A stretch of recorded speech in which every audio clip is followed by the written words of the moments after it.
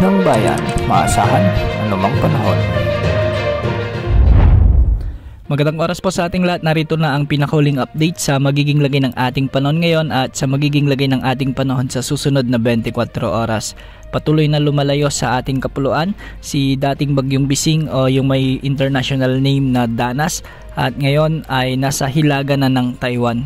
Huli itong namataan ng Pag-asa sa layong 680 kilometers, hilaga ng Itbay at Batanes. Taglay pa rin ang lakas ng hangin na maabot sa 95 kilometers per hour malapit sa gitna at pagbugsong maabot sa 115 kilometers per hour.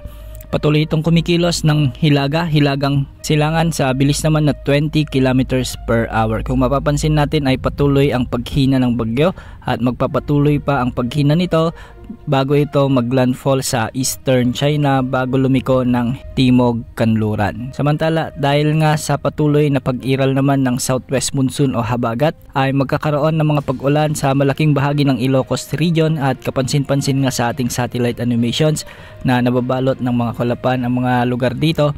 Kaya posible ang banta ng mga pagbaha at pagguho ng lupa lalo na kung may mga nakakaranas ng mga katamtaman at minsan ay malalakas na pag-ulan. Para naman sa mga lugar sa Metro Manila, Cagayan Valley, Cordillera Administrative Region, Central Luzon, sa may Calabarzon, Mimaropa, Western Visayas kasama na ang Negros Island Region, Zamboanga Peninsula at Bangsamoro Region o BARMM ay makakaranas naman ang mga lugar na ito ng maulap na papawirin na may mga kalat-kalat na pagulan at thunderstorms dulot pa rin ng habagat o southwest monsoon.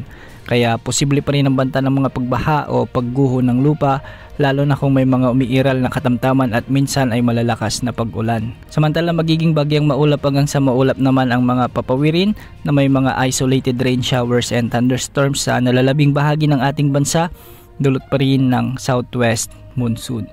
Para naman sa lagay ng mga pag-alon sa ating mga karagatan, magiging maalon pa rin ang mga karagatan sa extreme northern Luzon, kaya posible ang mga pag-alon dito ng hanggang 3.1 meters. Samantala 2.8 meters naman ang mga inaasahan na pag-alon sa kanlurang baybayin sakop ng Central Luzon at ang nalalabing baybayin ng Northern Luzon. Posible rin ang mga pag-alon hanggang 2.1 meters sa nalalabing baybaying sakop ng ating bansa. Kung mapapansin natin sa ating satellite animation sa mga oras na ito ay malaking bahagi ng Northern Luzon ang nakakaranas ngayon ng mga pag-ulan dulot ng southwest monsoon at thunderstorms. Malaking bahagi ng Cagayan Valley, Ilocos Region at Cordillera Administrative Region ang kapansin-pansing may makakapal na kaulapan na nakakaranas ng mga pag-ulan. Sa Visayas, ang Panay Island at Eastern Visayas naman kasama na ang hilagang bahagi ng Cebu at sa Mindanao sa may Zamboanga Peninsula, sa may Soc Sargent, sa may Northern Mindanao at ilang bahagi ng Davao Region ang nakakaranas din ng mga katamtaman hanggang sa malalakas na pag-ulan. Sa kasalukuyan, wala pa rin tayong namomonitor na sama ng panahon na posibleng pumasok sa ating area of responsibility sa susunod na 3 hanggang 5 araw. Bukas asahan na unti-unti nang bubuti ang panahon at mababawasan ng mga pag-ulan sa malaking bahagi ng bansa lalong-lalo na sa western parts ng ating bansa. Yan ang update sa lagay ng panahon. Ito po ang weather update ng bayan, maasahan anumang panahon.